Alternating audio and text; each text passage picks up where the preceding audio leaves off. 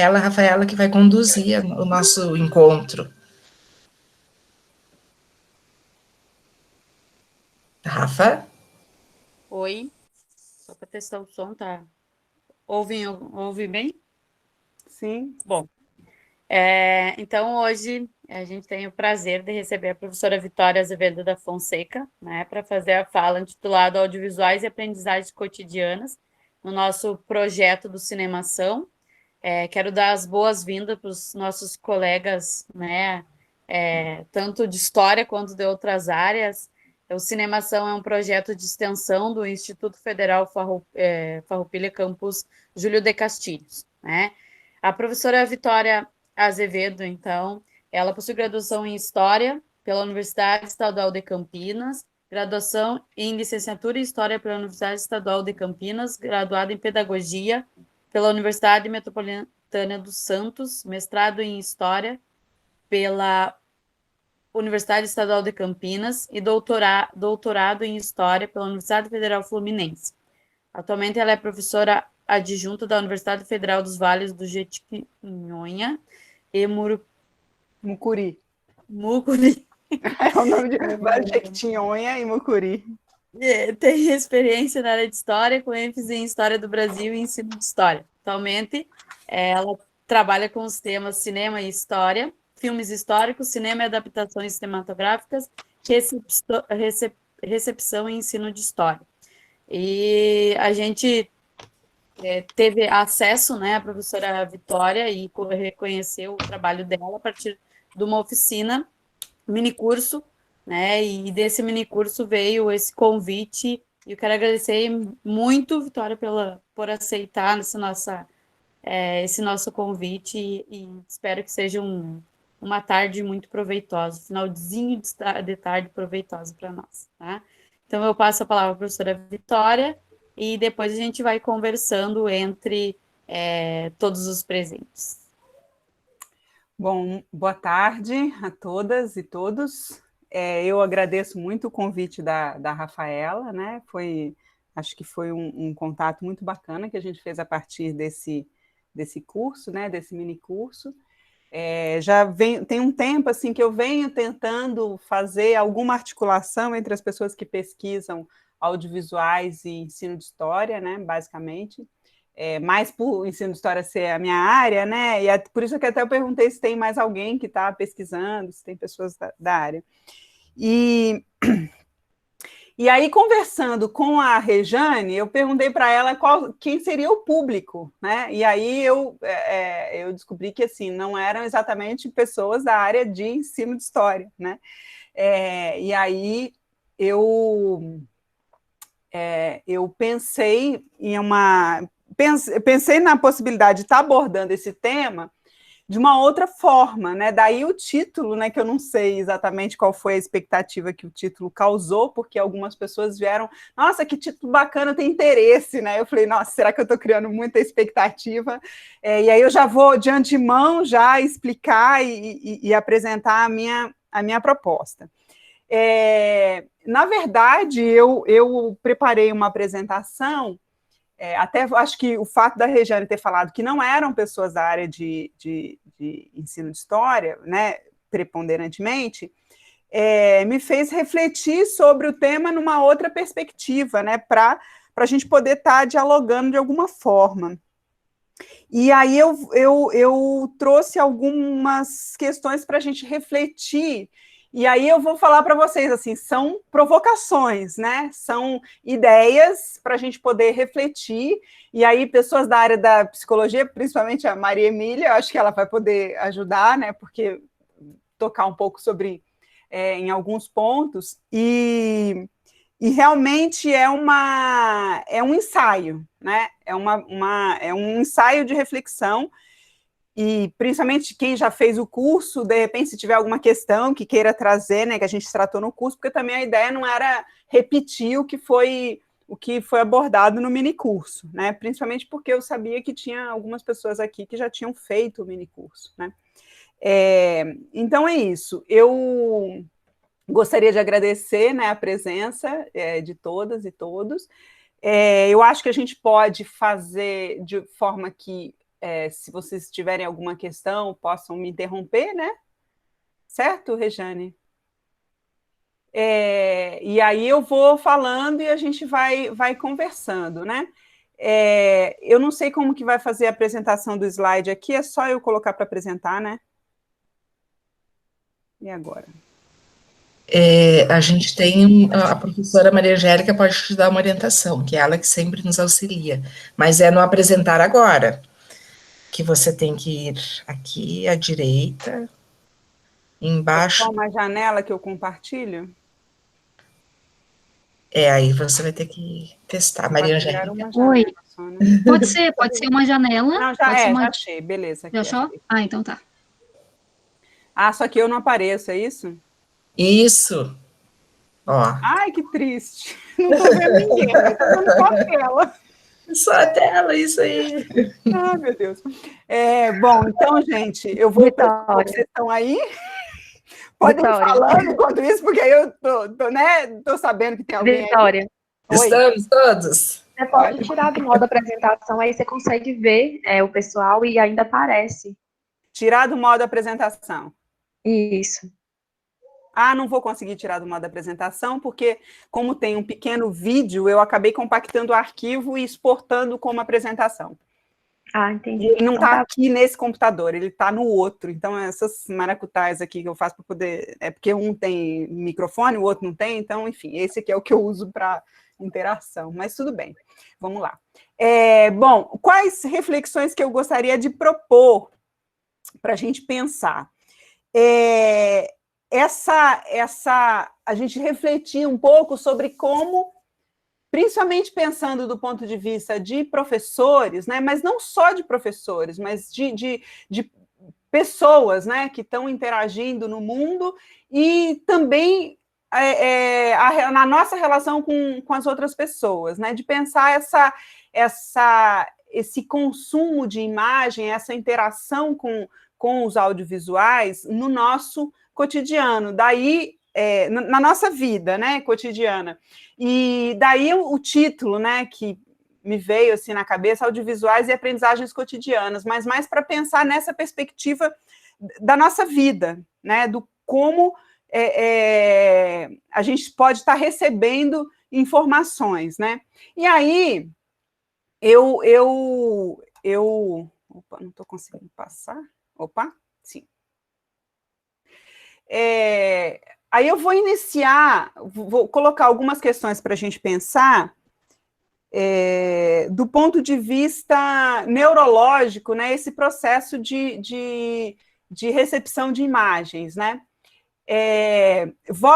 Eu gostaria de começar a reflexão sobre essa questão, né, que seria o processo de ler. Claro, eu não vou me aprofundar nisso, até porque assim, não tenho conhecimento nessa área, mas o processo de ler, né, é um processo bastante complexo, na verdade, né, não é algo... A linguagem escrita, ela é uma invenção humana, né, se a gente for pensar do ponto de vista da evolução, né, do cérebro, o processo de construção da leitura e do aprender a ler, ele é um processo que ele precisa ser aprendido e é um processo bastante, muitas vezes, árduo, né? Então o que se sabe, né, é que não existe exatamente um mecanismo cerebral para a leitura, né? Ele existe um processo de adaptação para transformar esse processo num processo automático, né? E nesse processo, a gente envolve estruturas que envolvem o ouvir e o ver, né? Bom, a linguagem escrita não é natural para o cérebro humano, as redes de linguagem oral, em grande parte, vão servir também para a leitura, mas será preciso uma adaptação que só o ambiente pode estimular.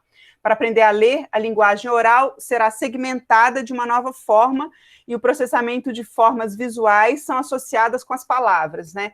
E o dispêndio de energia ele é bastante grande, quer dizer, ou seja, a gente tem nesse processo a relação entre a imagem da palavra, da letra, da palavra, e o som dela, né, que são dois mecanismos separados que eles são processados juntos nessa questão da leitura, né?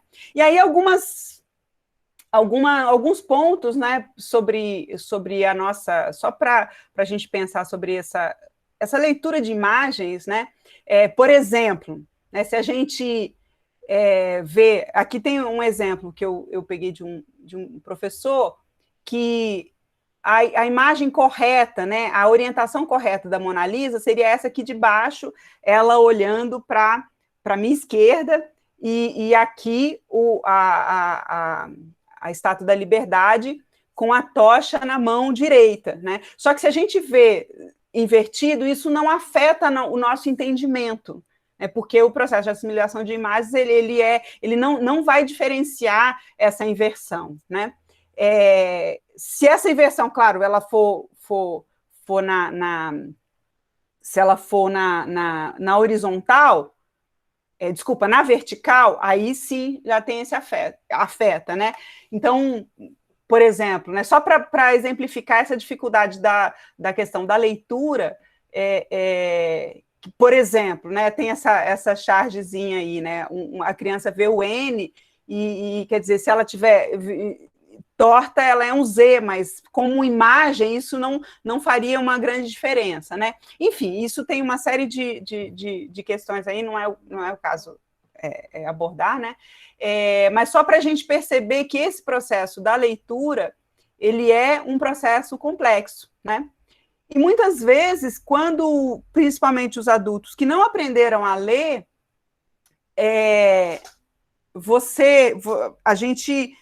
existem algumas questões aí, né, envolvidas no processo da leitura enquanto criança, e quando não se aprendeu a ler enquanto criança, quando você vai aprender mais tarde, isso também tem alguns comprometimentos. Então, nesse sentido, por que eu estou falando sobre leitura, né, se a gente vai falar sobre audiovisuais, né?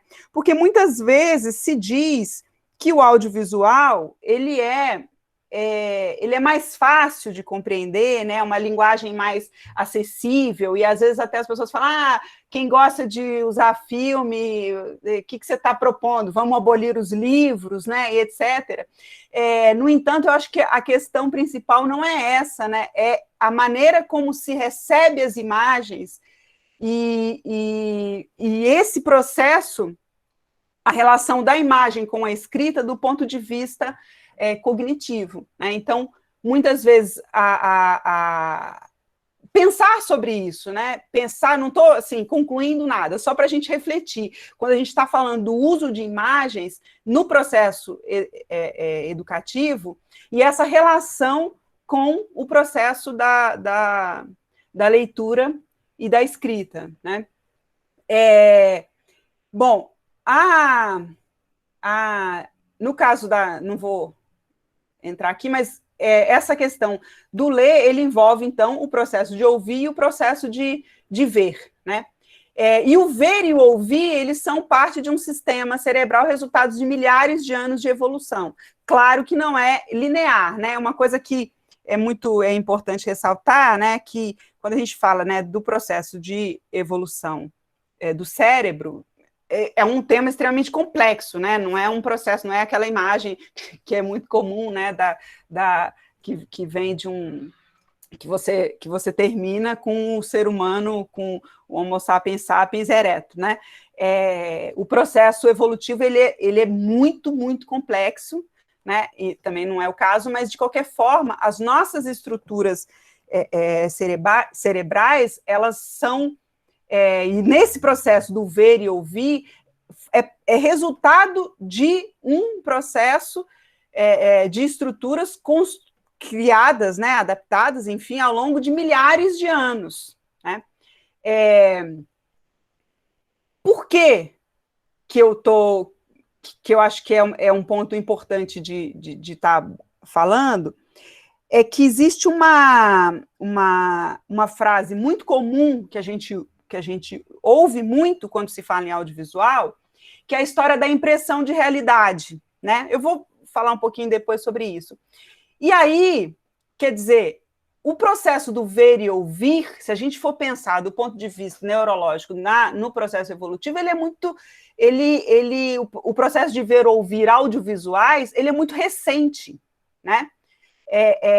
Então, tem uma série de questões aí que envolvem o você assistir um filme ou assistir um audiovisual, né? Bom, pensando um pouco sobre então, a maneira como nós percebemos o mundo, né? A gente, evidentemente, nós não conseguimos processar toda a informação da realidade, né? A gente processa apenas uma pequena parte, só para dar um exemplo, assim. Não é só uma questão subjetiva, é uma questão física.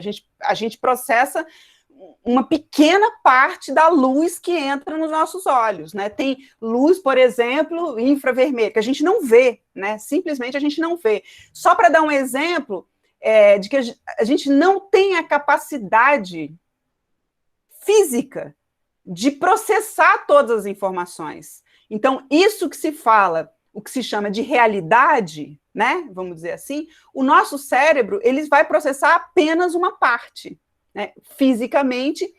E, além disso, tem uma outra questão, é que nós damos significado para aquilo que a gente para aquilo que a gente vê, né? E aí, nesse processo de significação do mundo, isso cria uma particularidade, né, daquele sujeito que vê, né? Então, na verdade, se a gente for parar para pensar, essa limitação no processamento de informações, isso é extremamente importante, né? Por quê? Eu acho que quem é da área de história, se não conhece, eu acho que vale a leitura. Tem um conto do Jorge Luiz Borges, né, que é muito bacana, né, que é sempre citado como um exemplo disso, que é o Funes o Memorioso, né? Qual que é a história do Funes o Memorioso? Ele lembrava de tudo, né, de absolutamente tudo. Ele lembrava tanto de tudo que ele não conseguia ter um pensamento abstrato. Por exemplo, ele não conseguia chamar, né? Tem uma parte que ele fala assim, ele não conseguia chamar o cachorro de cachorro, porque para ele o cachorro de manhã era uma coisa, o cachorro de tarde era outro, o cachorro à noite era outro. Por quê? Porque ele via muitos detalhes, né? Ele lembrava de muita coisa. E ele poderia passar 24 horas de um dia lembrando das 24 horas anteriores, né? E isso, evidentemente, impossibilitava qualquer processo de aprendizado, né? Porque existe uma saturação aí. E aí o conto termina, vou dar spoiler, ele morre de congestão, né?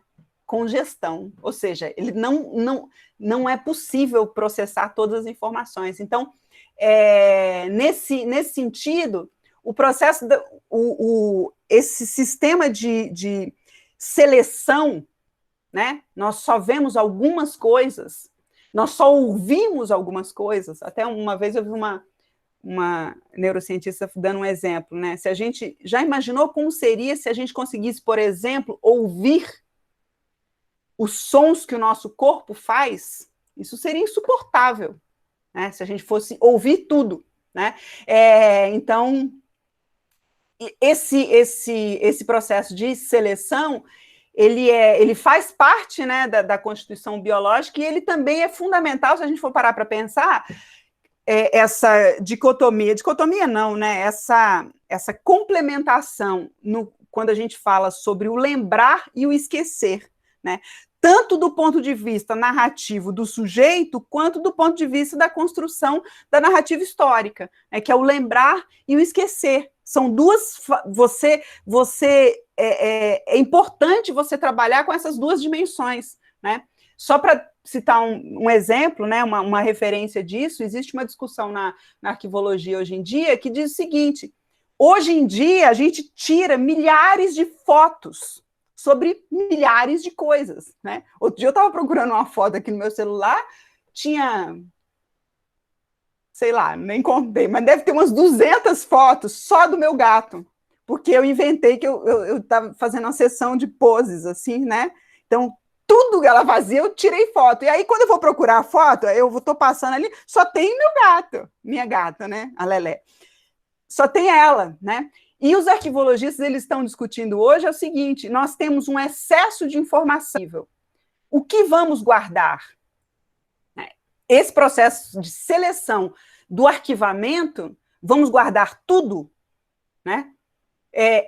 Qual vai ser o critério de arquivamento dessas informações? Então, claro, não sei a resposta, né? Não sei se os arquivologistas chegaram a alguma resposta, né? Tem alguns princípios, mas, de qualquer forma, é uma questão, né? A seleção, aquele olhar que ele precisa ser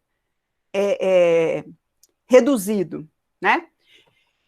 Bom, a gente, partindo desse pressuposto, né, é fácil imaginar que a gente vê coisa diferente, né? As pessoas veem coisas diferentes, porque, apesar do mecanismo biológico ser né, razoavelmente semelhante, a gente tem uma outra dimensão, que é a dimensão dos modelos de compreensão, né?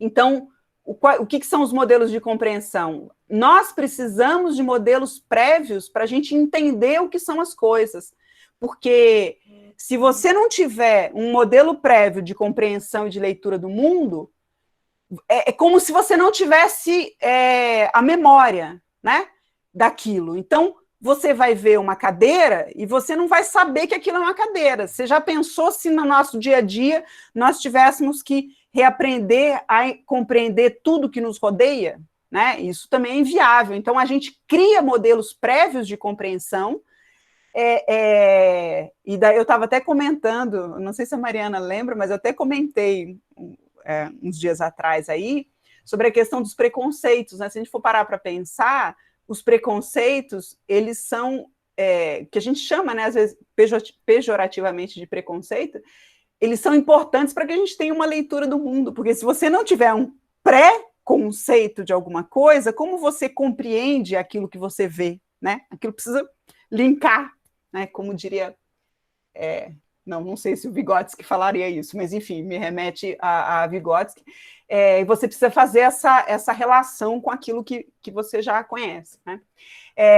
Então, a gente vê coisas diferentes, a gente cria leituras diferentes daquilo que a gente vê, né? E não processamos todos os sons, né? E aí eu já falei. Bom, enfim.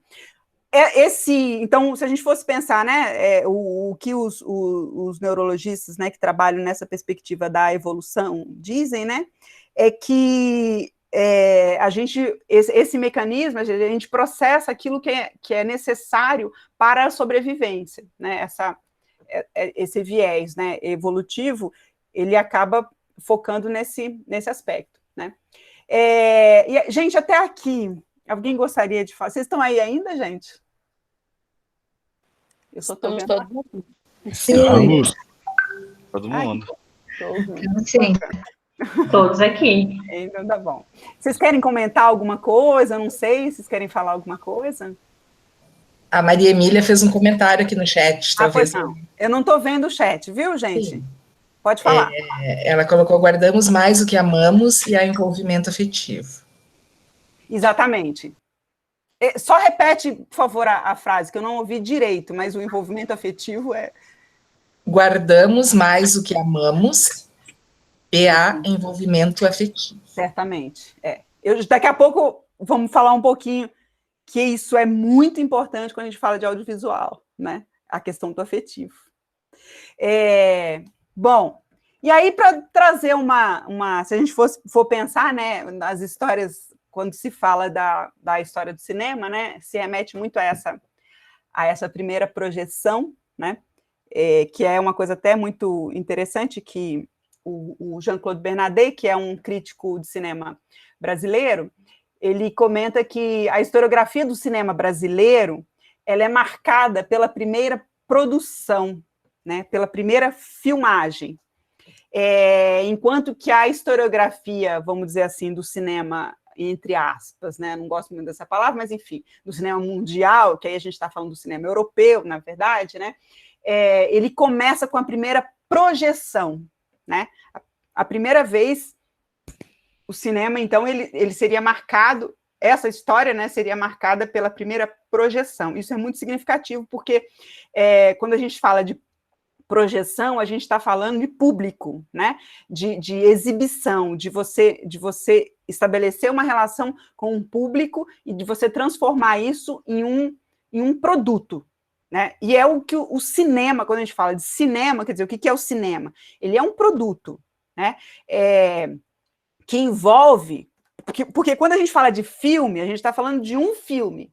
É aquela película, aquele filme específico. Quando a gente fala de cinema, a gente está falando de uma estrutura, né, de realização, de produção, de exibição, que envolve toda a cadeia de produção dos filmes, desde a sua elaboração até a sua exibição, e, na verdade, de algumas décadas para cá, na verdade, isso já vem há algum tempo se transformando, até na elaboração de outros produtos, né, a partir de filmes. Você tem todo esse aparato e essa indústria, né, que é a indústria cinematográfica, que envolve muitas coisas para além da mera, não, eu digo mera, né, mas assim, só para contextualizar, mas da mera filmagem. Né?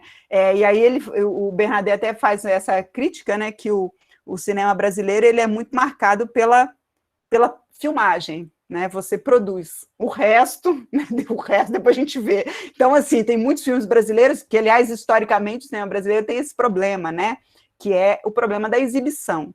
O quanto as pessoas assistem filmes brasileiros, né? E eu acho que é um ponto que a gente pode até conversar depois, né, Rejane, Rafaela, enfim, que sobre essa questão da importância de projetos que tragam o cinema brasileiro para a reflexão, porque, inclusive, a própria lei, né, que estabelece essa obrigatoriedade de exibição de filmes na escola, até, eu acho que eu estava conversando com a Rafaela sobre isso, ela é uma lei que ela está pensando muito menos na educação e muito mais na formação de público.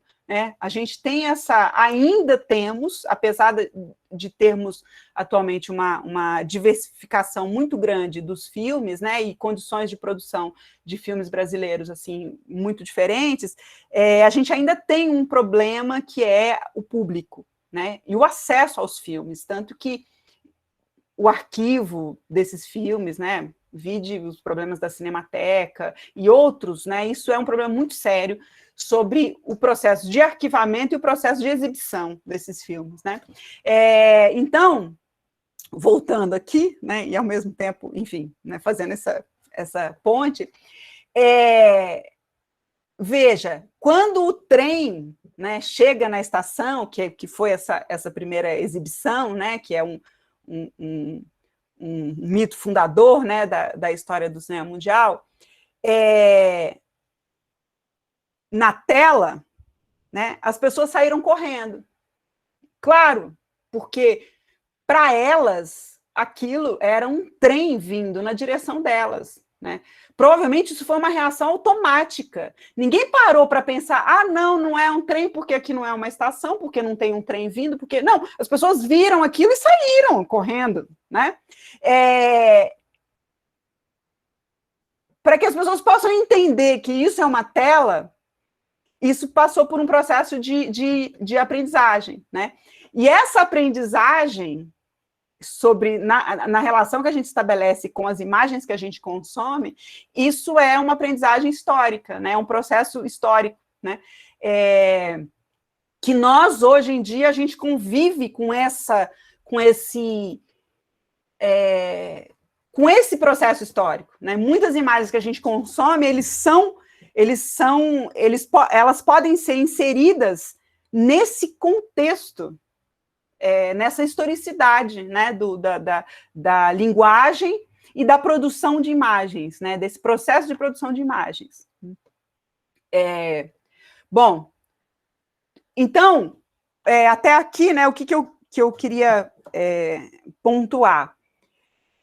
Se por um lado, né, a gente tem o processo de funcionamento do cérebro, né, em termos biológicos, né, o processo de funcionamento do mecanismo, né, por outro, a gente tem esse processo de formação de significados, né, e aí, essas leituras que a gente faz das imagens, né, e que a gente faz do mundo, elas são construídas a partir das experiências de vida e das nossas memórias, né? E aí entra um ponto fundamental, que é a questão das emoções, né? E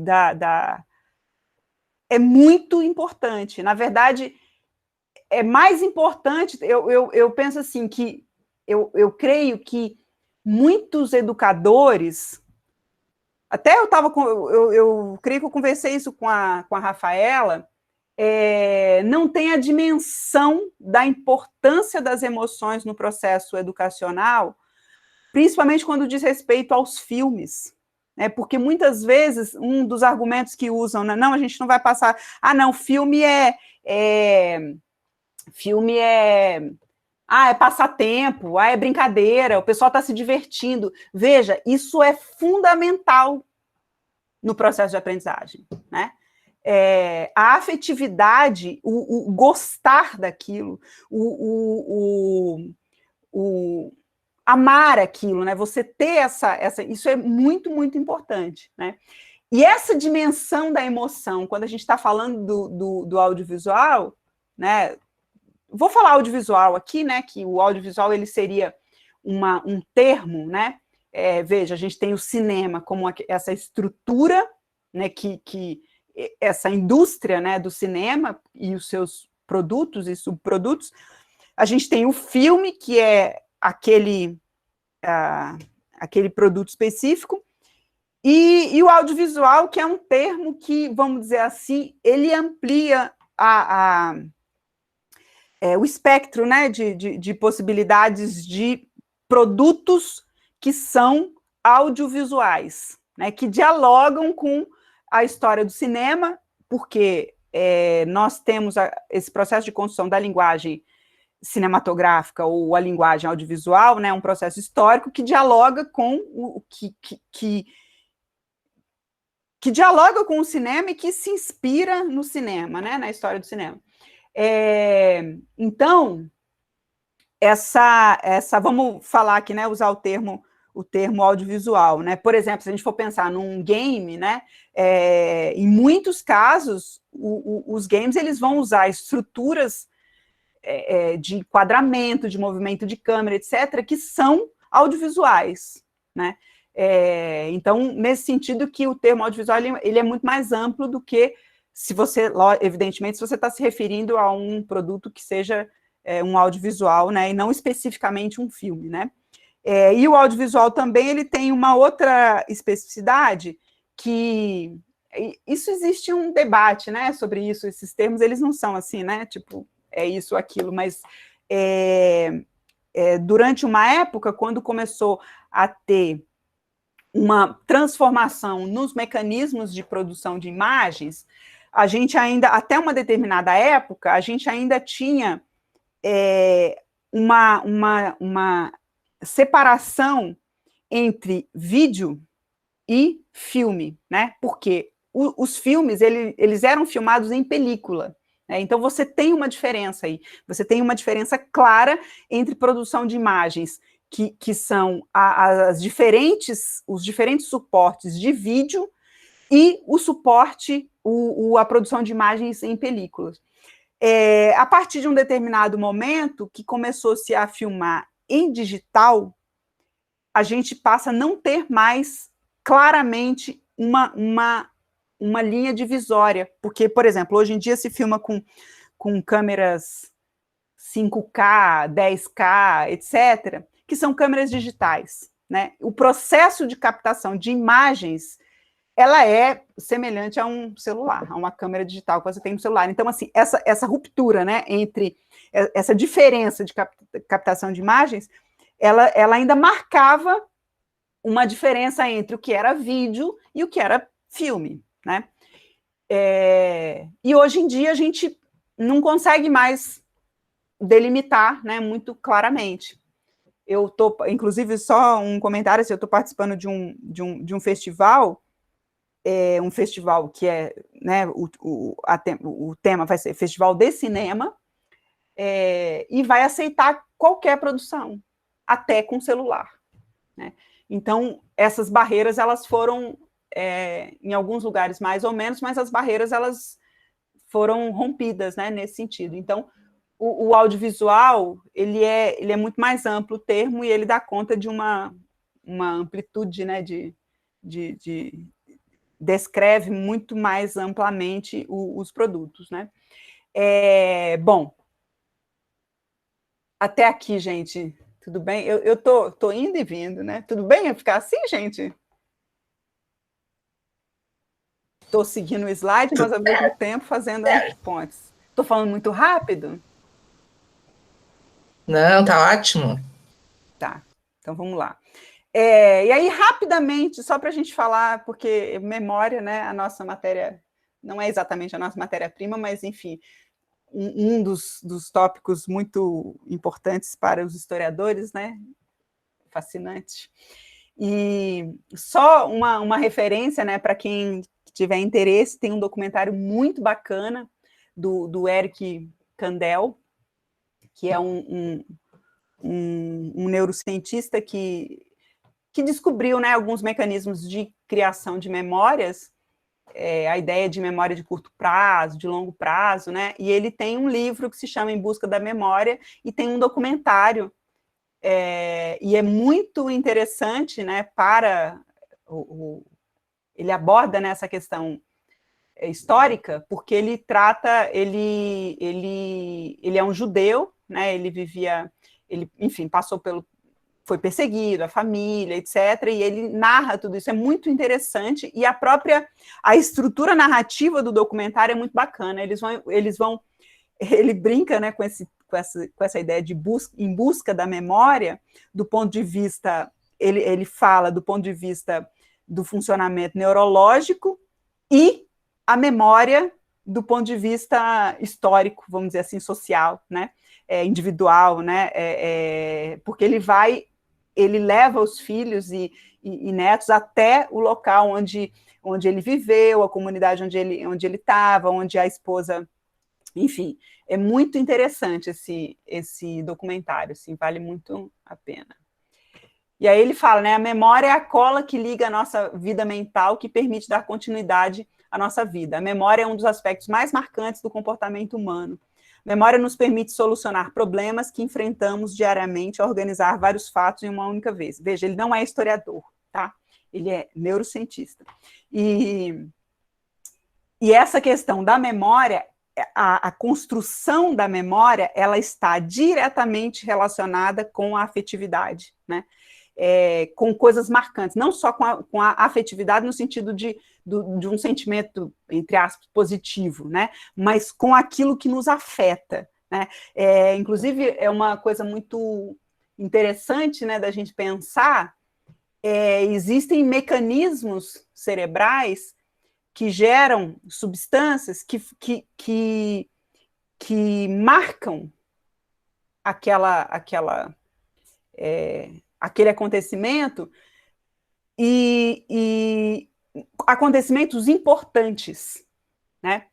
É óbvio, aí voltando naquilo que a gente estava falando, é claro que a gente não pode lembrar de tudo, né? A gente não pode...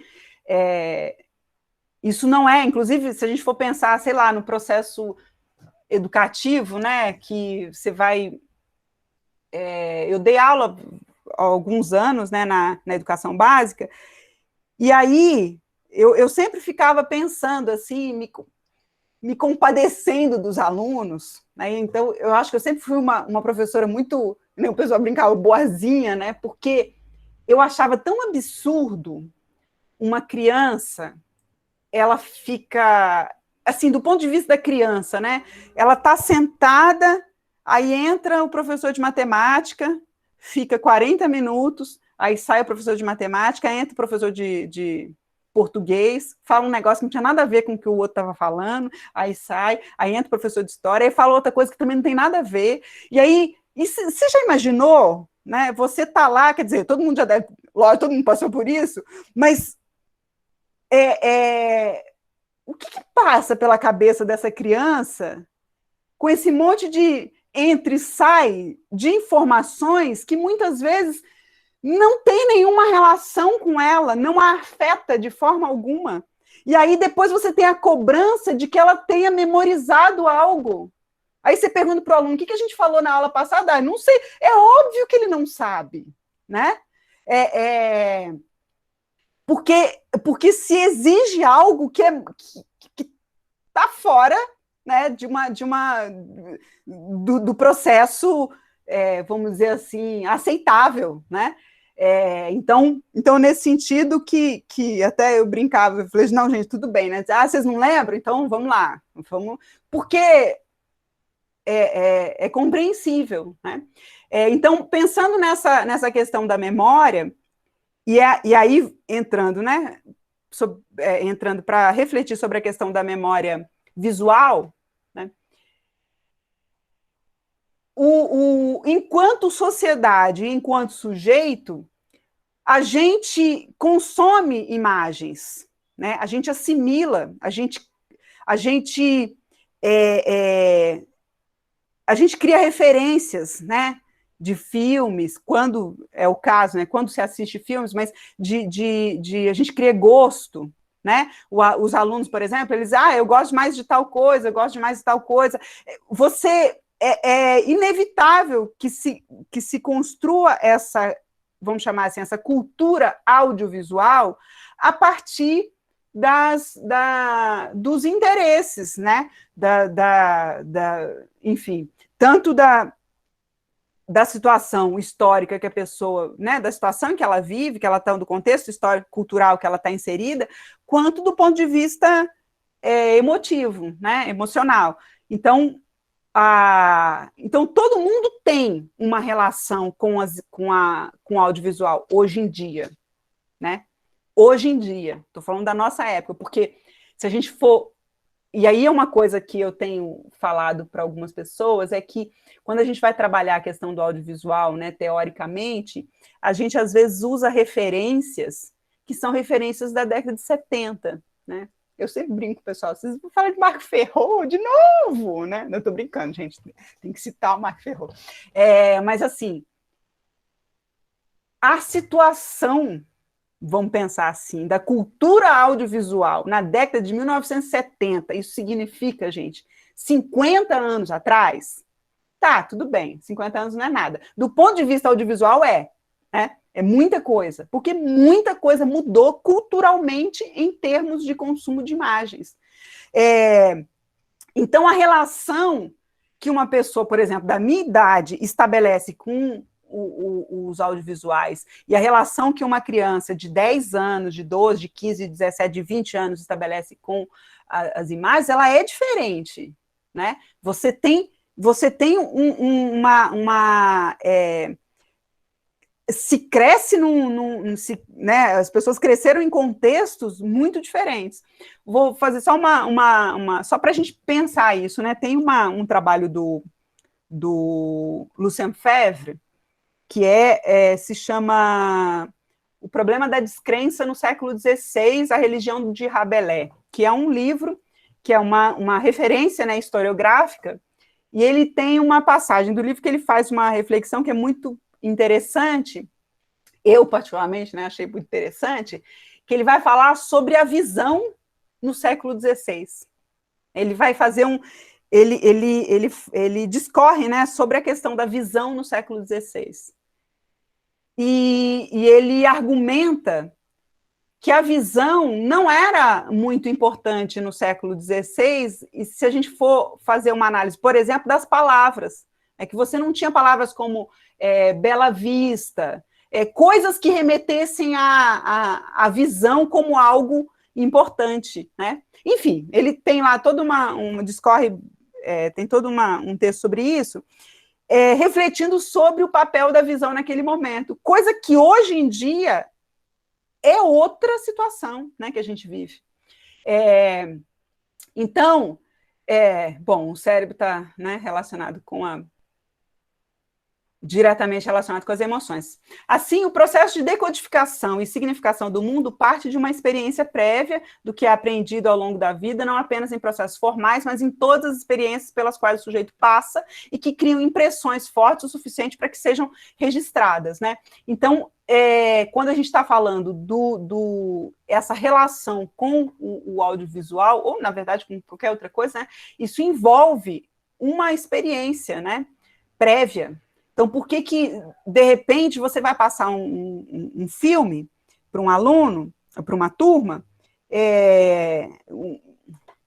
eles vão achar chato, né? Eles não vão ter, não vai ter liga ali, né? Isso tem a ver com um contexto cultural no qual eles estão inseridos e a relação que se estabeleceu com aquele tipo de imagem, né? Não tem aquele tipo de pessoa, isso é chato, esse filme é lento demais, né? Enfim, tem gente que gosta, tem gente que adora, tem gente que assiste o mesmo filme, eu faço de vez em quando, o mesmo filme 5, 6 vezes, né? Então, são experiências diferentes. Então, essa história, só para deixa eu ver, essa história de que o audiovisual, ele vai dinamizar a aula, né, para mim isso é um mito. Porque eu já vivenciei isso, tem relatos de vários professores que já vivenciaram isso.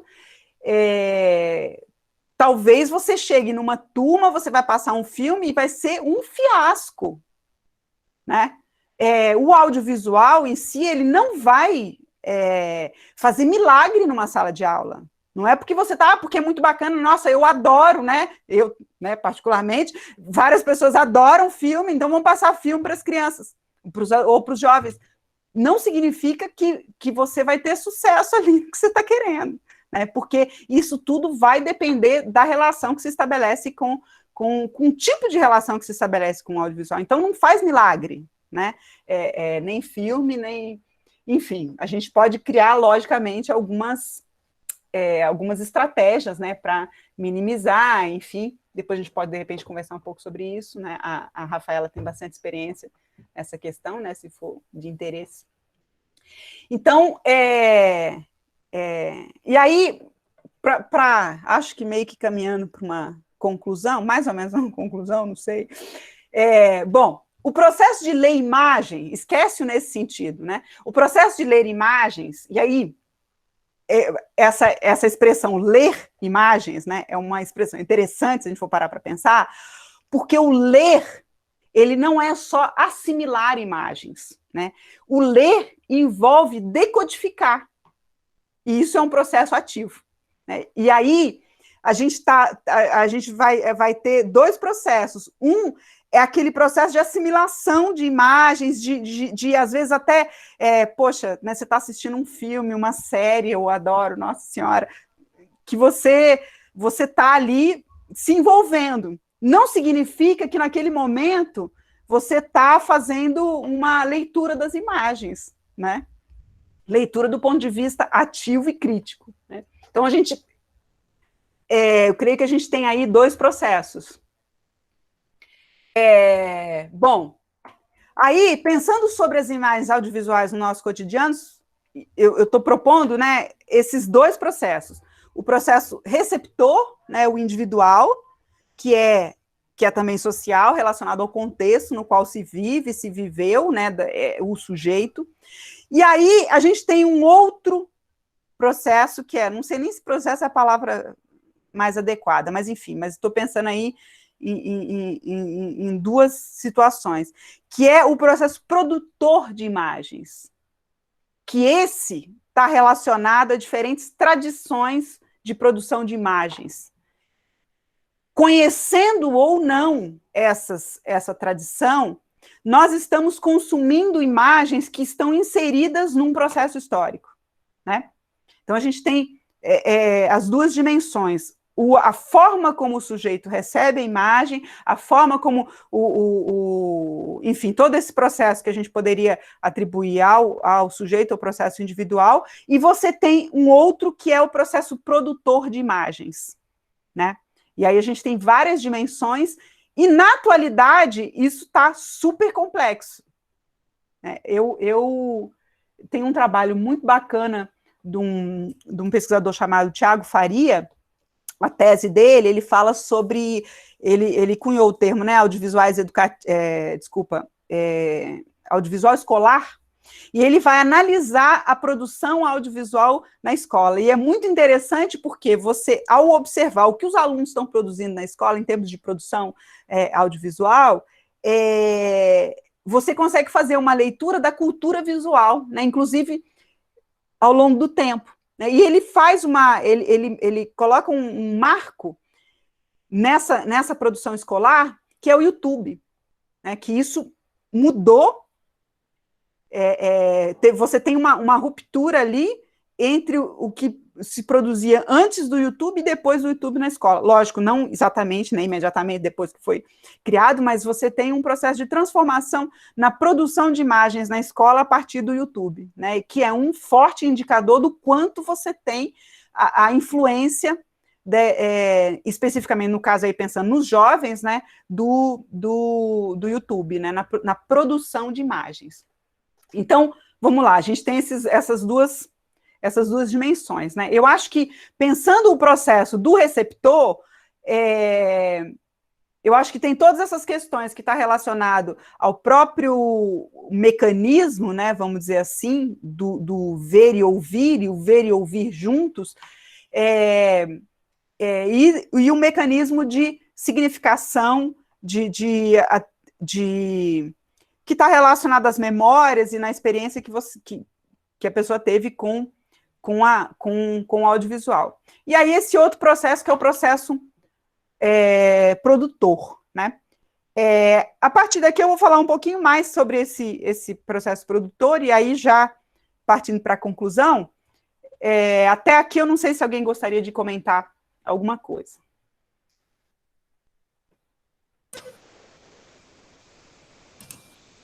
Temos comentários.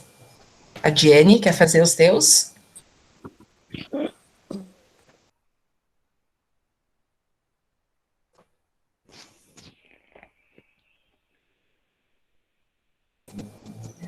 Eu gostaria de comentar, sim, até para jogar uma reflexão para o grupo, porque é impossível não vincular com o meu fazer como tradutora de Libras, pensar nos nossos alunos em inclusão o tempo inteiro, em todo momento, porque eles são visuais, extremamente visuais, e muito interessante a fala da professora, porque a gente sempre fala o audiovisual, e quando nós trazemos para a sala de aula essa realidade do aluno surdo, tem o visual, mas não tem o áudio. Então, nós precisamos nos preocupar em trazer a significação daquele visual também, que às vezes, sem o áudio, não é tão...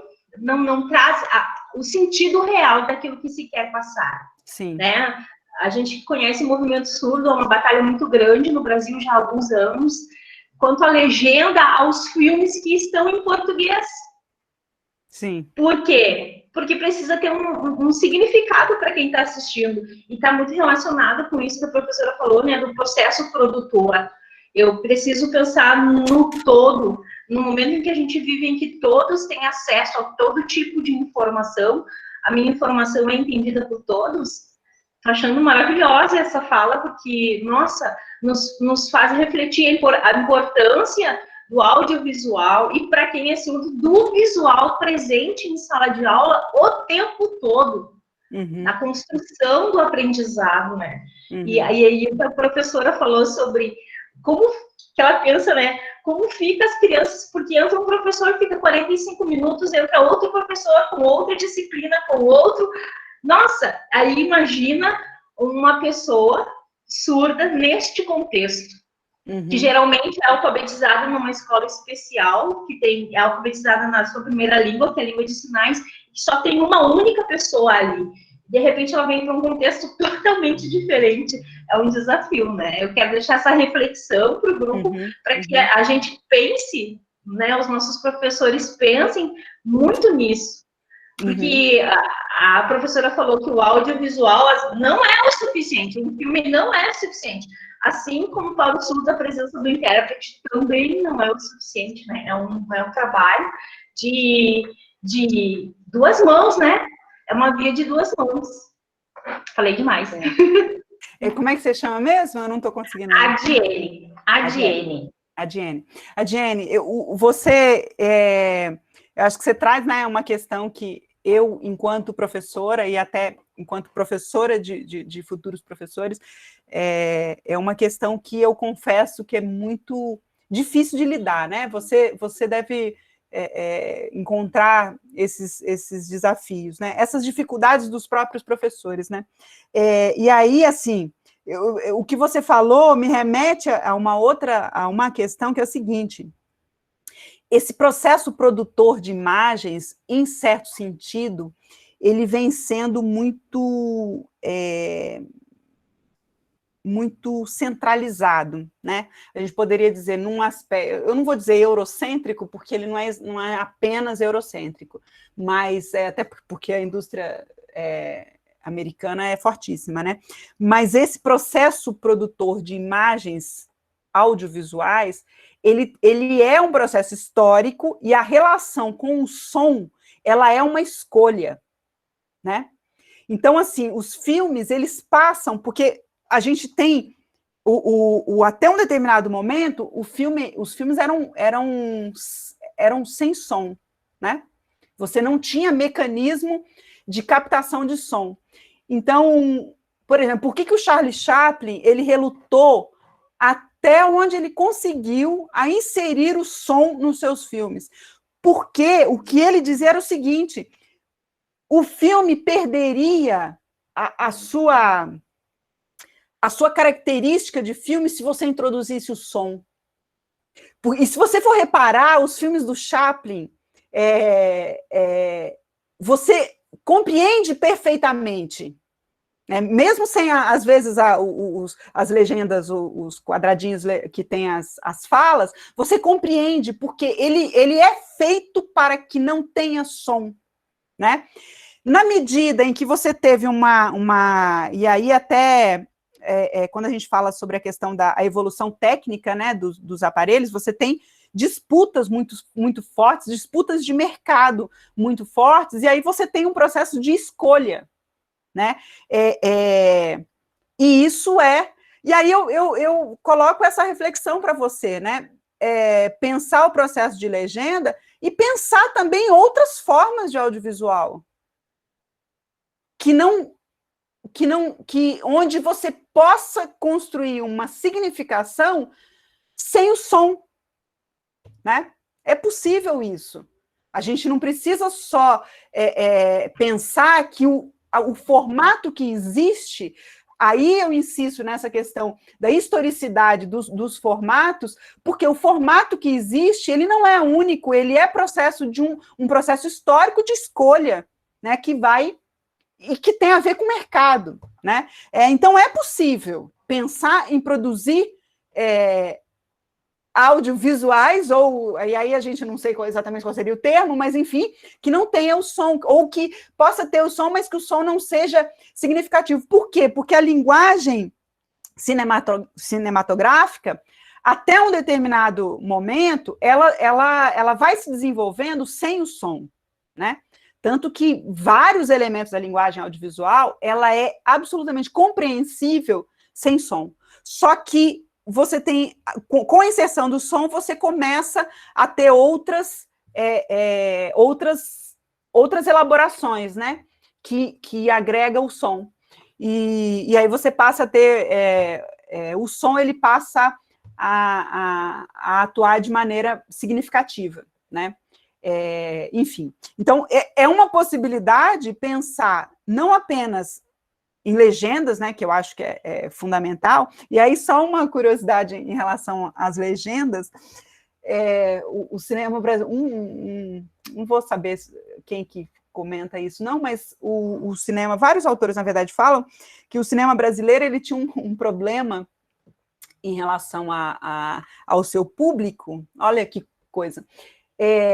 que os equipamentos que os cineastas usavam no Brasil, eles eram muito precários em termos de captura de som, né? Tanto que em muitos filmes eles precisavam ser dublados. O próprio ator dublava a si mesmo, porque a captura em loco era muito complicada e muito precária. E aí, durante um bom tempo, olha, um marco, eu acho, dessa mudança da qualidade do som, eu creio que foi Carlota Joaquina, isso em 95. Então,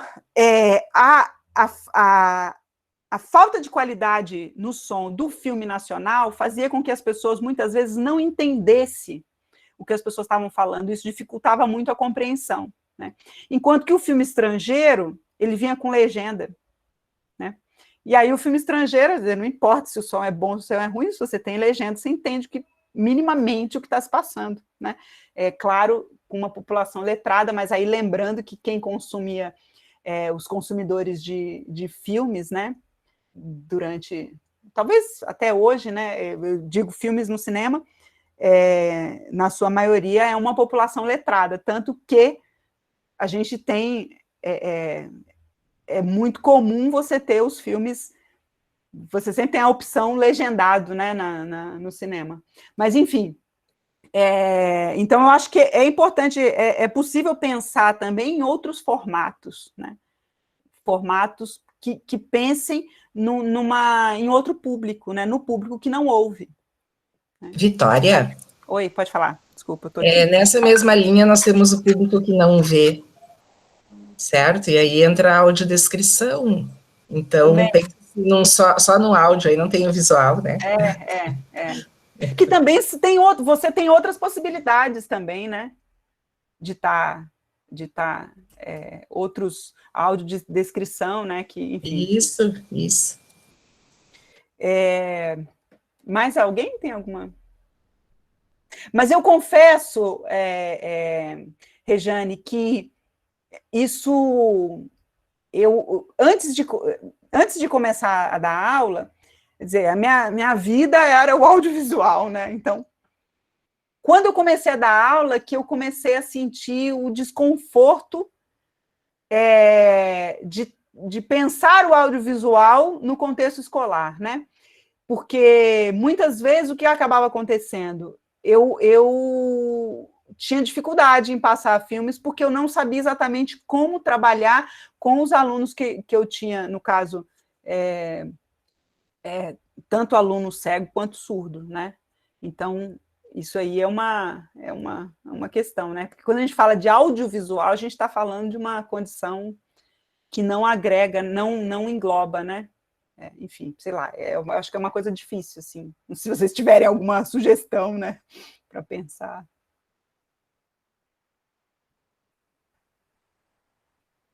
Mais alguém, gente?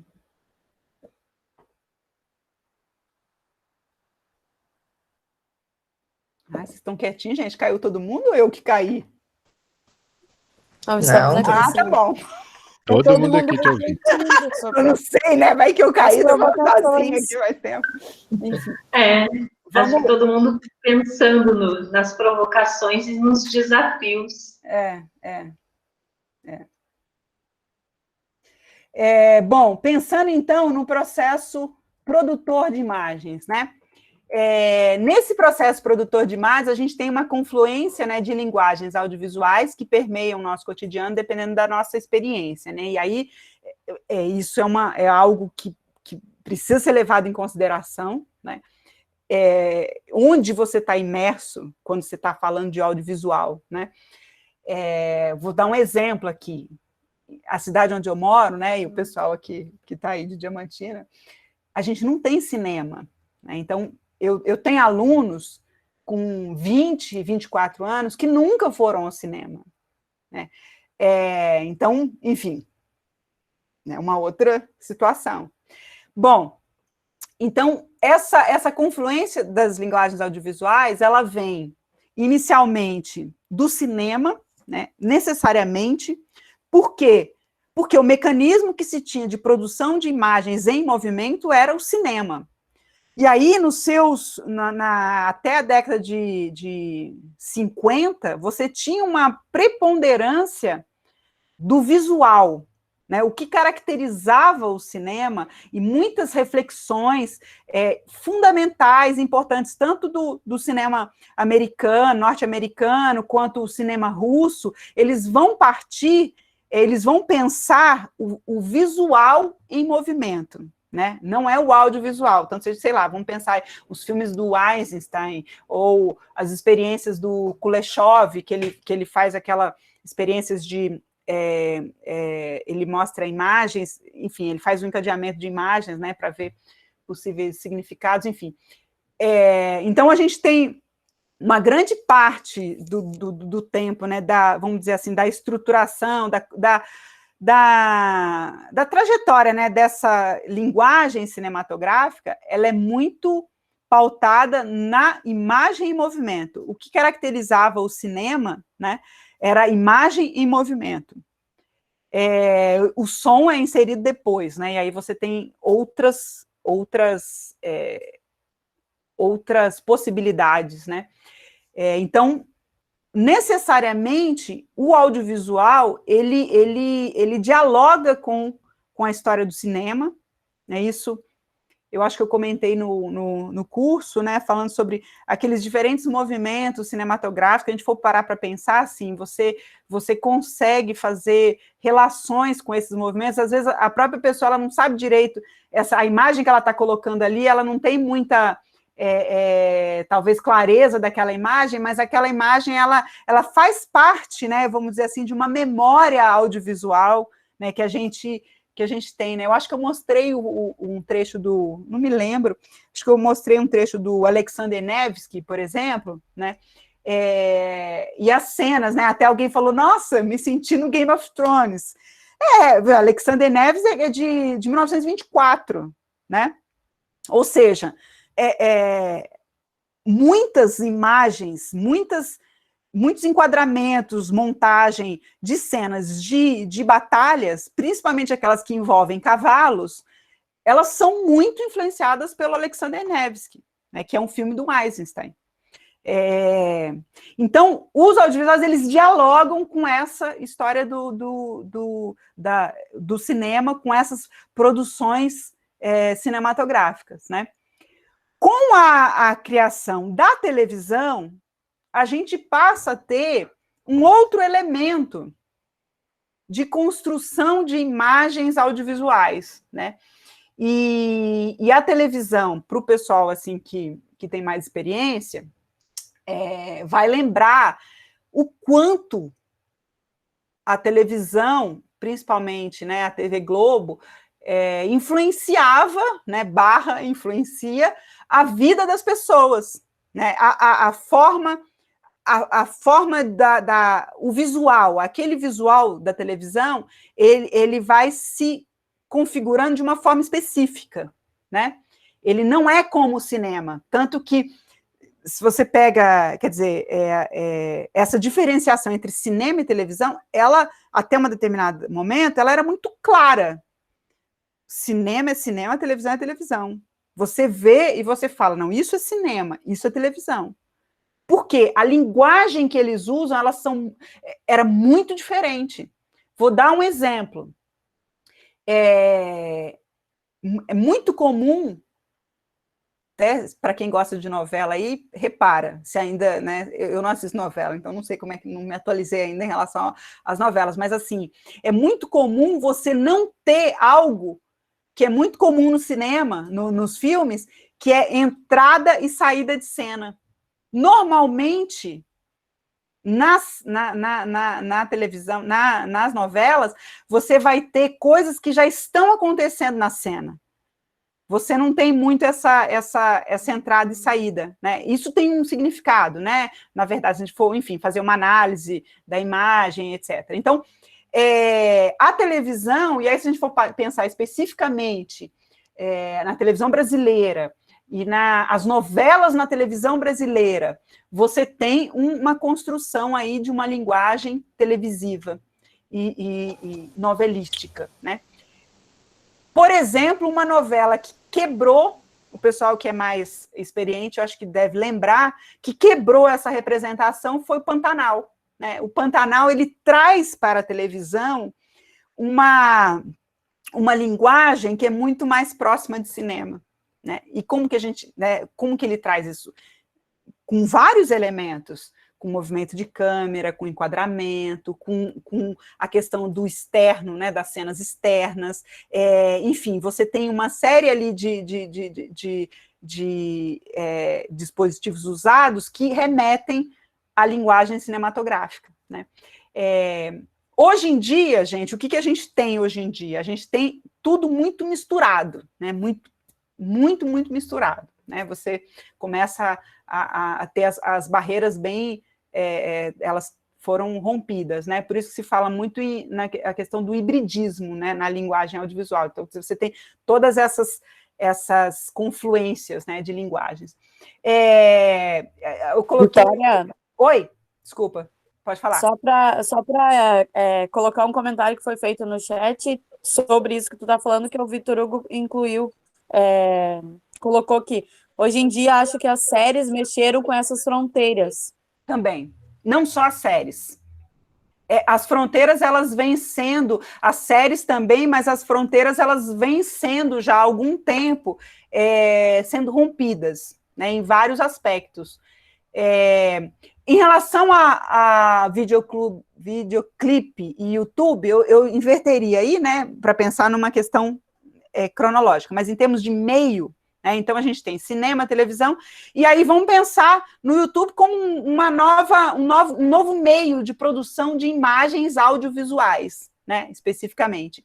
E aí a gente tem toda uma outra forma de comunicar, que é a linguagem do YouTube, né, que está construindo,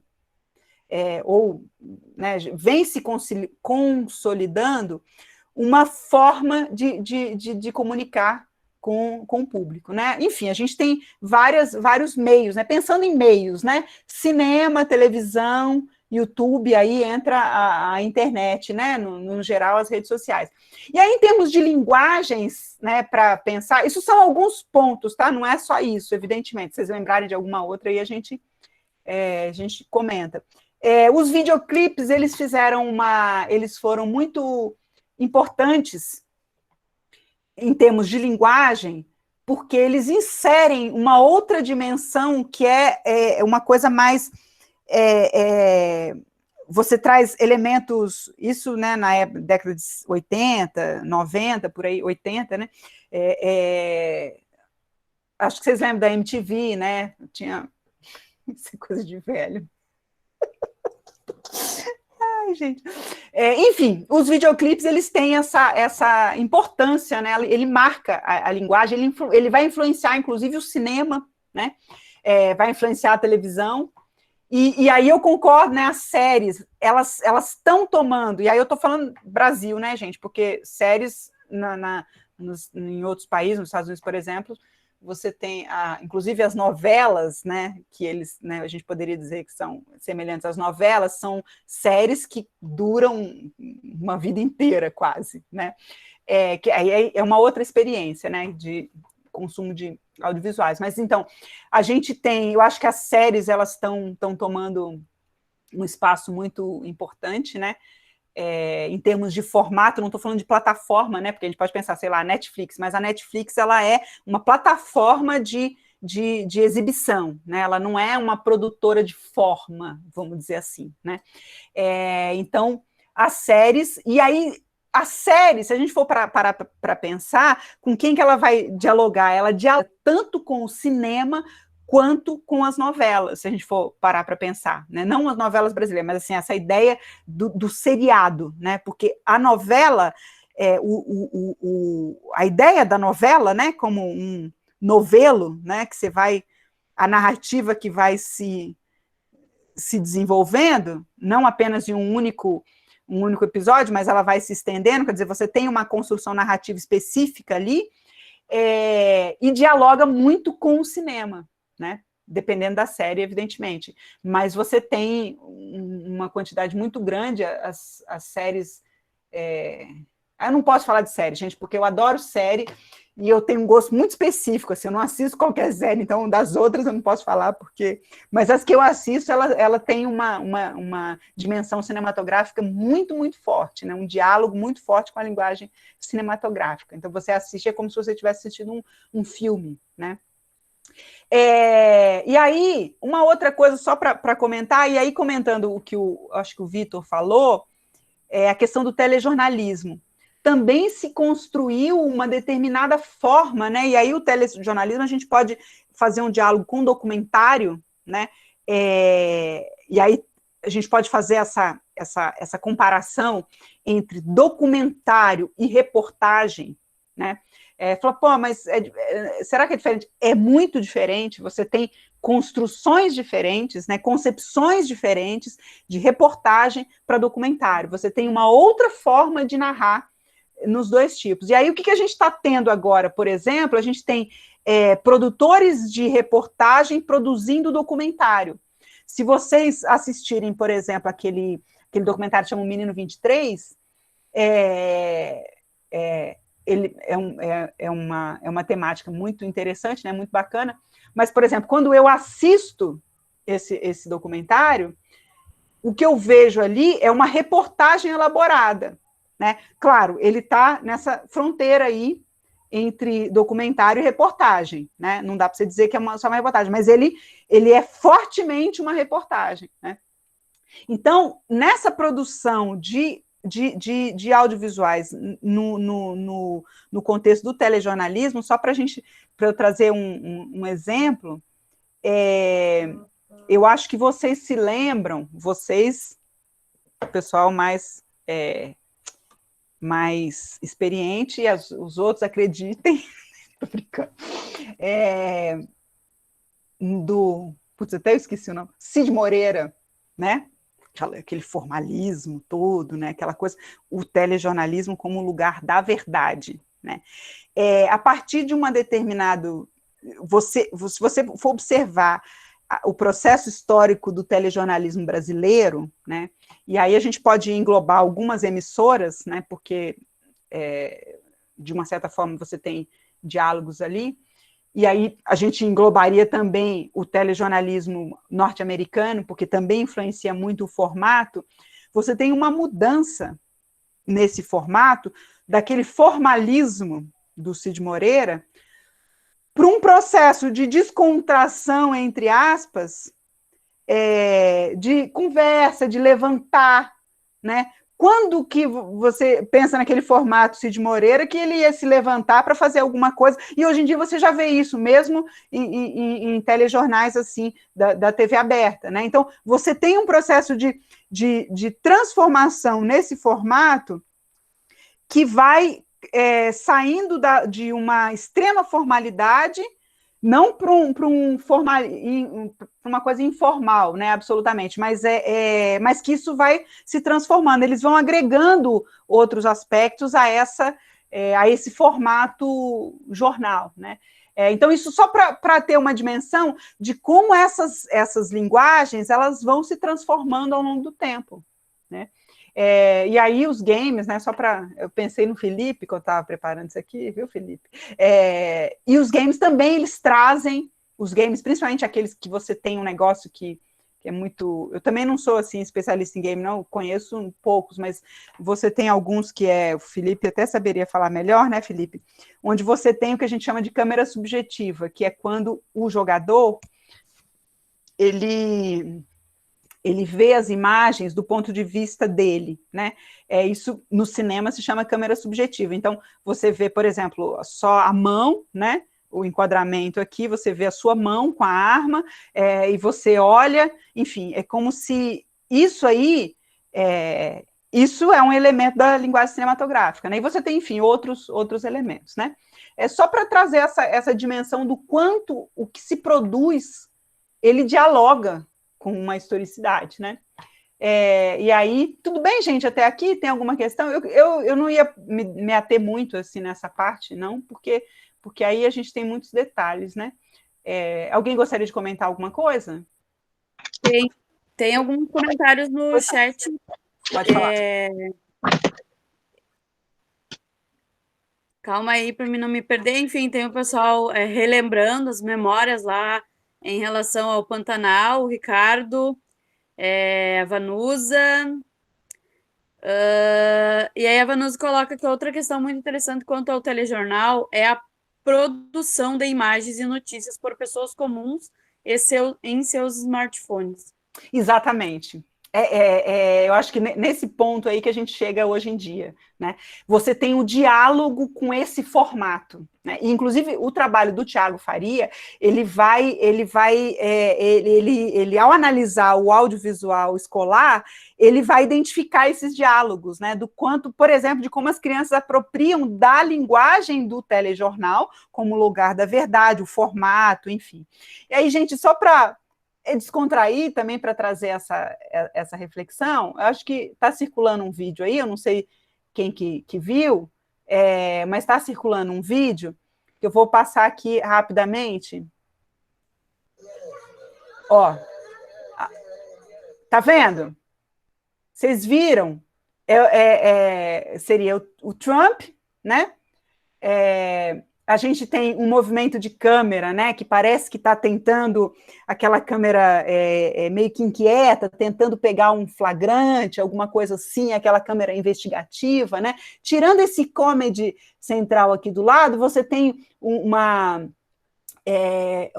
a hora, né, que indicaria a veracidade, né, do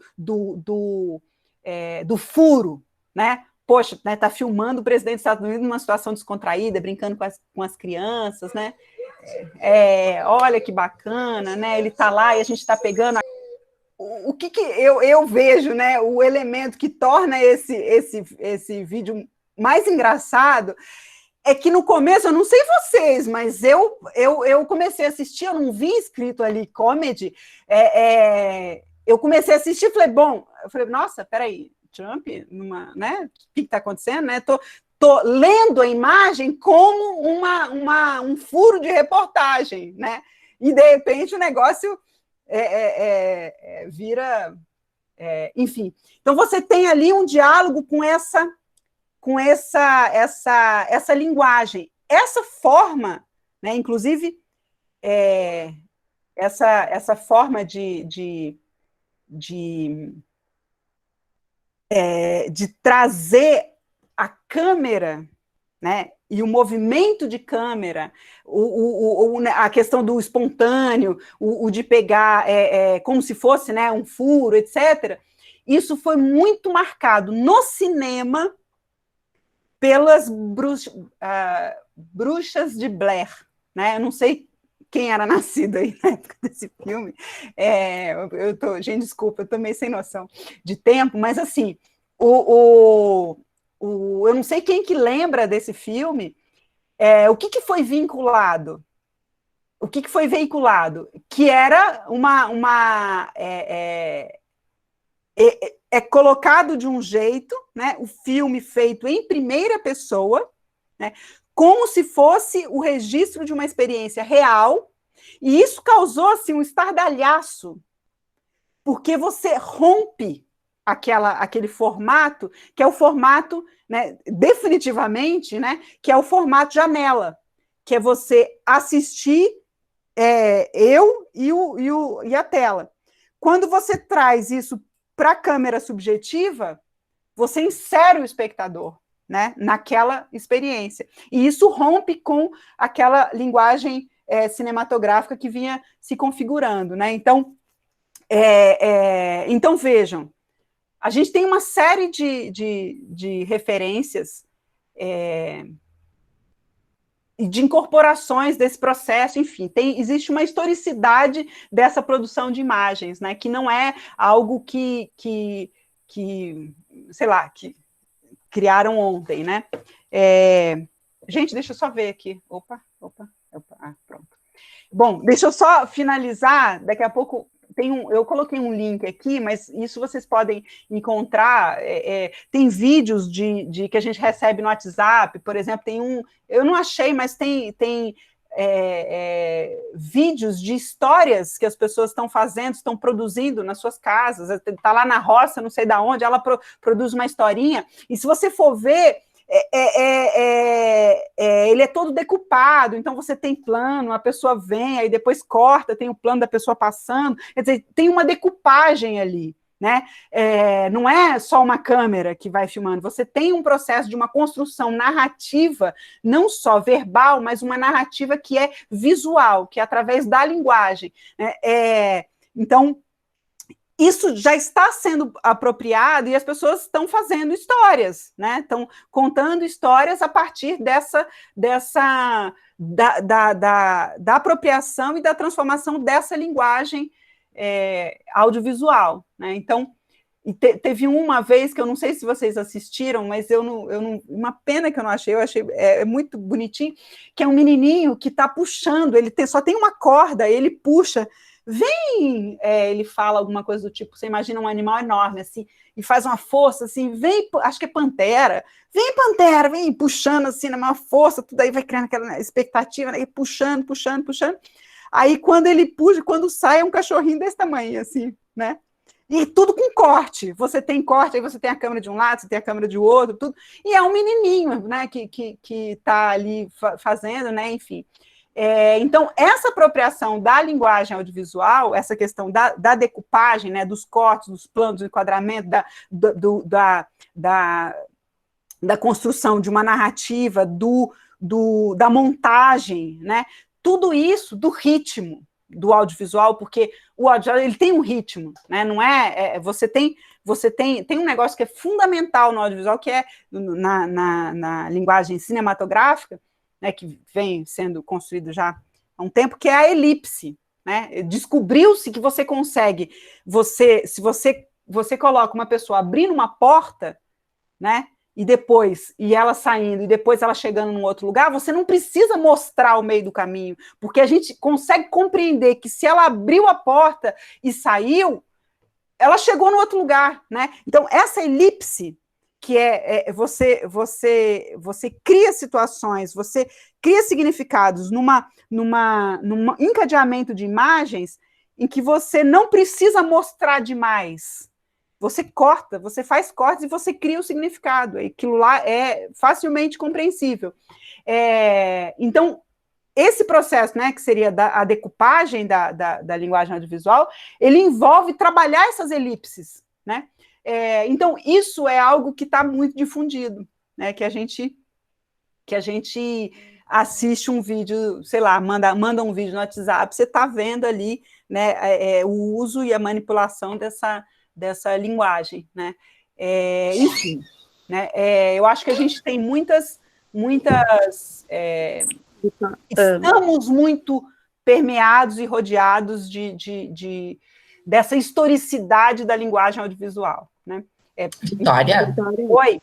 Temos a Maria Emília Bottini está inscrita para falar. Ah, tá bom. E aí depois eu gostaria, se possível, que tu se encaminhasse para finalmente. Posso só concluir que já acabou, é o Com último. com certeza. Vamos lá. Então, aí, vamos pensar aí porque aí, voltando naquele ponto que eu estava falando, que você tem o consumo da imagem e a leitura das imagens, né? Então, para se passar para um nível crítico de leitura das imagens, é necessário um processo cognitivo mais complexo e também, né, mais trabalhoso, vamos dizer assim, e ele precisa ser deliberadamente construído, né? A gente não vai aprender a ler criticamente os audiovisuais ou os filmes se a gente não passar por essa experiência. E essa experiência, ele passa, tanto do ponto de vista, né, do próprio professor, deliberadamente, né, não é porque você assistiu um filme, analisou que você vai estar construindo isso, mas é algo que você vai construindo, você assiste filme, você faz a crítica, aos poucos você vai construindo essa experiência de ler imagens e criticar imagens, né?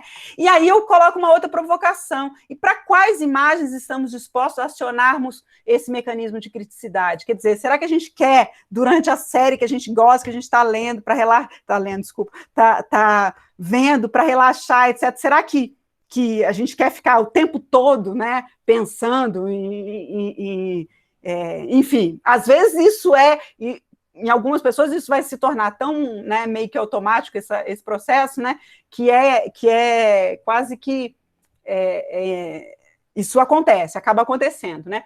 Mas é uma coisa para se pensar, quer dizer, o movimento da leitura de imagens, ele já é um processo mais complexo, né? Não é simplesmente aquilo que a gente está assimilando, né? Que, lógico, não é passivamente, de forma alguma, mas que a gente está consumindo, né? Quando a gente está pensando no uso do audiovisual na educação, a gente está pensando num processo mais ativo de crítica da imagem, né? E aí são vários elementos, né? Enfim, que a gente precisa pensar, a análise histórica, né? Quem fez, quando fez, por que fez, para quem, onde, etc., etc., e pensar nesse como funciona, né? E aí eu finalizo aqui, muito obrigada a todas e todos. Ufa! Depois, se você puder encaminhar por meu e-mail a tua apresentação, eu compartilho com os demais que não puderam enviar. Uhum. Certo. A Maria Emília queria falar. Vitória, fiquei aqui pensando num pequeno texto do Eduardo Galeano, onde ele fala que tinha um pai e um menino, e o menino queria conhecer o mar. Uhum. E esse menino é levado pelo pai, faz uma viagem longa, e ao chegar no mar, o menino, extasiado com tanta imensidão do mar, pega a mãozinha do pai e pergunta: pai, me ensina a ver o mar.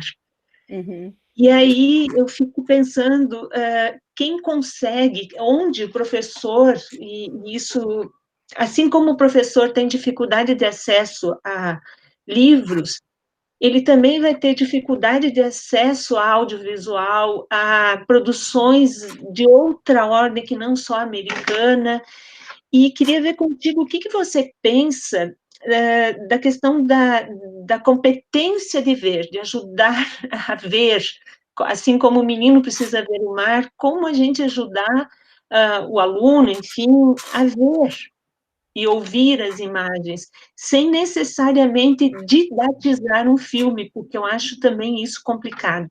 É isso. Obrigada, Vitória. Então, eu penso o seguinte, eu acho que isso o desafio, né? E essa criticidade das imagens, eu acho que ela é carregada de um problema que é a forma como a gente recebe as imagens e a construção dessa questão da impressão de realidade, né? A crença que se tem nas imagens. Então, isso requer um processo mais complexo, né, de leitura e de crítica de imagens, porque a gente vai receber as imagens, a tendência é recebê-la como, né, entre aspas, como uma realidade, né? Então, eu creio que isso é um desafio, mas também eu acho que, pensando aí naquela questão, né, a gente estava falando sobre a memória, entre lembrar e esquecer, eu acho que a gente tem que saber muito bem, não saber muito bem, mas assim, pensar também o nível que a gente quer dessa relação com os audiovisuais, entendeu? Por quê? Para quê? Né, como diria Paulo Freire, contra quem, a favor de quem, né, porque, de repente, você pode fazer um trabalho interessante com aquilo que está disponível para as pessoas assistirem, né? Não estou falando que a gente não tem que trabalhar a questão da exibição, né, porque, e aí eu penso muito em cinema brasileiro, né, por quê? Porque tem um sentido cultural, tem um sentido educacional, criar público para o cinema brasileiro, trazer as experiências brasileiras para as pessoas, né? Então, eu acho que um primeiro ponto, isso depende de política de Estado, que é muito precária no nosso caso, em relação à disponibilização, acervo, etc. Existem algumas iniciativas de pessoas que estão criando portais com filmes, que estão disponibilizando filmes, etc. Mas, por outro lado, eu acho que também não é nem a gente deve descartar tudo que as pessoas consomem, e nem querer trazer, de repente, pô, eu amo tal filme, né? Eu vou trazer para os meus alunos, pô, todos os grandes clássicos da história do cinema. Mas com qual objetivo, né? Qual é a função, vamos dizer assim, naquele processo específico de você trazer, por exemplo, a história e os grandes clássicos do cinema para uma criança de 12, 13, 14 anos, né? Não sei. Eu estou pensando aqui, entendeu? Tendo a necessidade de selecionar, porque a gente precisa selecionar, né? Como diria o Boaventura de Souza Santos, né? Tudo é importante, mas o que é mais urgente, né? Então, talvez refletir sobre que tipo de leitura de imagem a gente quer desenvolver, né? Que é mais urgente pensar em termos culturais, né? E aí eu acho que nesse ponto, enfim, não sei, eu não tenho resposta para a sua pergunta, acho que até estou me enrolando aqui, mas eu acho que tem que problematizar, entendeu? Principalmente o objetivo, assim, porque igual eu estava falando, acho que eu comentei com a Rafaela, quando eu comecei a dar aula, e sempre gostei muito de cinema, eu achava que eu ia passar filme todo dia, né, para os alunos, né, era só filme, mais nada. E não é isso, não é porque eu gosto que eu vou querer que isso vai necessariamente fazer parte da formação do meu aluno de educação básica, né? Então, eu acho que é isso, eu acho que a gente precisa problematizar. Mas o aprender a ver é fundamental. E aí o aprender a ver as imagens que ele costuma ver, né? E não outras, que está fora não só outras, né? Então, enfim. Mas, por outro lado, só para concluir, que eu também tenho um compromisso daqui a pouco, só para concluir, eu creio que tem alguns autores que vão falar isso, e eu acho que eu concordo com isso também, essa história de alfabetizar para ver o audiovisual, né? A gente também tem que considerar o seguinte, gerações que são alfabetizadas audiovisualmente, né? Entre aspas, certo? Eles têm uma leitura de imagem. Desde criança, as crianças, quer dizer, elas crescem lá, mexendo nos aplicativos, nos desenhos animados, enfim, é uma profusão de imagens que vai criando leituras, né? E aí o professor, quer dizer, você ensina, né, essa criticidade, enfim, isso é um trabalho, acho que de formiguinha mesmo, né? E bem, não é fácil, né? É um processo que você vai... E se a gente for pensar nos nossos alunos, pô,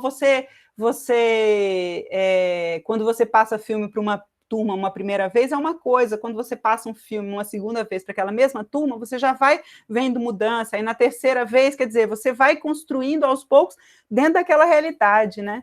Esse processo de leitura. Mas certamente não é um processo... Assim como ler a palavra escrita não é um processo simples, né? Enfim, acho que é o desafio aí da educação, né? Existem, quando a gente aprende no português, né, estratégias de leitura para textos, eu acho que dá para pensar algumas estratégias também para o audiovisual, né? Colocar, por exemplo, o nome do filme, o que você pensa que pode ser, sobre o quê? Que conteúdos, né? O que vai ter aqui dentro? Bacana, né? O que você falou, Regiane. Eu, na verdade... Né? Desculpa, eu estou aqui. Eu, na verdade, eu tenho um certo... um certo... Não gosto de manuais, né? E, assim, eu tenho uma certa aversão, que às vezes até me prejudica um pouco. E aí eu não gosto desse negócio de como que o professor tem que fazer, etc. Mas eu acho que isso que você falou está correto, assim, estratégias, né? A gente ter... E uma coisa que eu acho muito bacana é quando os próprios professores experimentam coisas e compartilham as suas experiências, coisas que deram certo.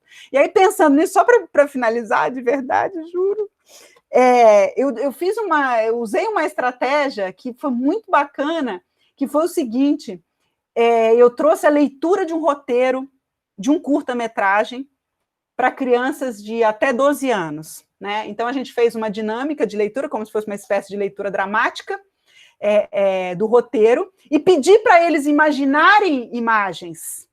Né? E aí a gente fez esse exercício de imaginar cenas, etc., como eram as pessoas, enfim, né? Como se a gente estivesse passando o filme pela cabeça e compartilhando. Aí, no dia seguinte, passamos o curta.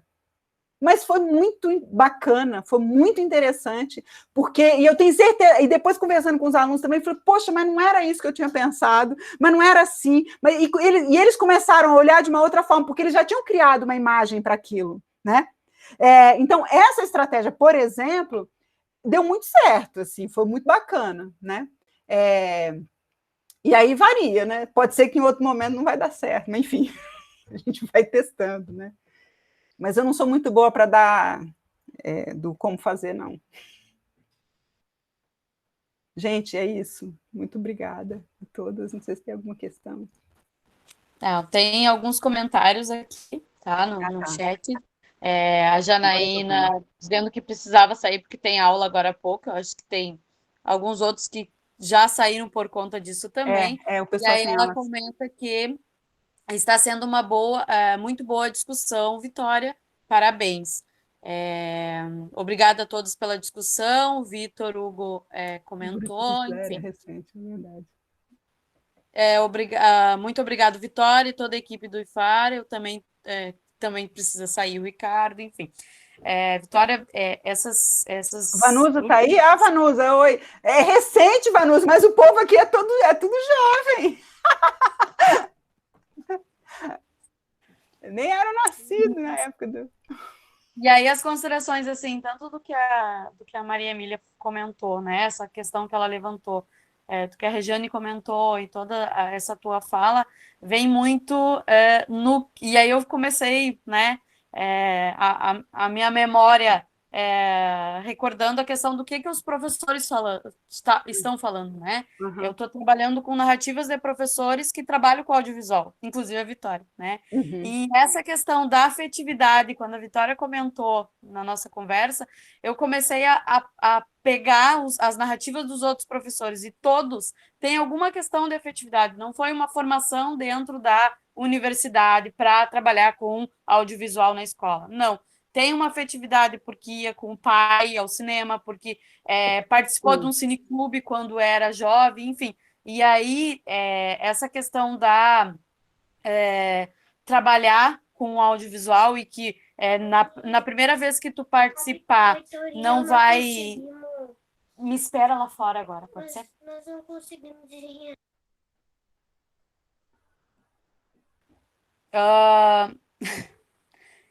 Eu...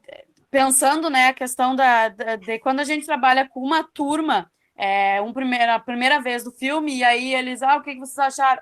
É bom, é ruim, achei coisas bem simples, e depois eles vão fazendo uma leitura, né? E aí é uma das minhas considerações e uma das minhas brigas em relação à questão do cineclube na escola, né? Porque ele tem esse papel de educar o olhar para isso, né? Uhum. Enfim, só essas considerações, assim, mais gerais. Eu não sei se aqui tem mais gente dizendo que tem que sair por aula, enfim, e eu acho que daí eu também tenho aula daqui a pouco. Eu acho que alguém pediu 1 minuto. Vanúzia. Vanusa. Tem 30 segundos. Ai, meu Deus. Só falar uma coisinha. Delícia ouvir a Vitória falando. E gostei bastante da inquietação da professora Maria Emília. Mas professora não, desculpa, da Maria Emília. É muito interessante, eu sou professora há quase 30 anos. E nesses 30 anos, eu já fiz tanta coisa diferente, gente. Uhum. Para mim, alfabetização era ensinar o que era plano. Então, gente, eu era um horror aos 22 anos, quando eu comecei a dar aula. Os meus alunos, já no meu primeiro ano, eu fiz um cinefórum na escola. Aluno ia para a escola de sexta-feira à noite, eu montei um cinefórum, né? Pegava todo mundo do ensino fundamental à noite, botava e a gente ia discutir. E era muito interessante. Hoje, eu olhando o que eu fazia, né? Então, eu tirava toda a fruição do aluno. Eu falava, olha o pano, olha a música. Então, os moleques saíam. Para mim, isso era alfabetização. Aí você vai caminhando, né? Hoje eu sou professora do Estado de São Paulo, né, da rede pública. Hoje eu estou com um projeto de eletiva, que é um cine-debate, que é pegar cinema para discutir temas como sexualidade, consumo, sei lá, temas que eles quiserem, que eles estejam com vontade de falar. E eles me mostram os filmes, viu, professora, viu, Maria Emília? Eles que me mostram. Eu fiz um videozinho para eles, propondo vários temas, e eles falam, professora, vamos trabalhar com Amor, Simon? Eu falei, meu Deus, deixa eu assistir.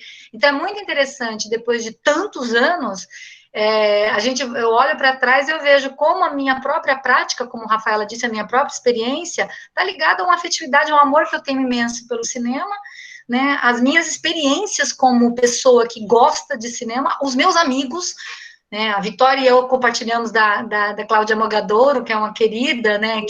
Então, assim, é muito interessante e muito instigante a gente continuar olhando, porque hoje eu fico pensando, o letramento é outra coisa para esses alunos.